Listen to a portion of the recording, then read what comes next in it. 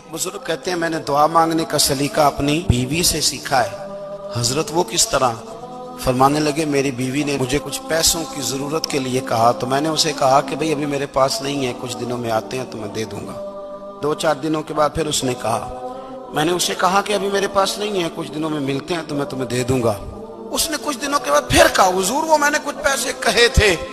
فرماتے میں نے ڈانٹ دیا، میں نے کہا کہ کیا تو روز مجھے شرمندہ کرتی ہے، کہا نا میرے پاس نہیں ہے، ہوں گے تو دے دوں گا، تو روز یاد کراتی ہے۔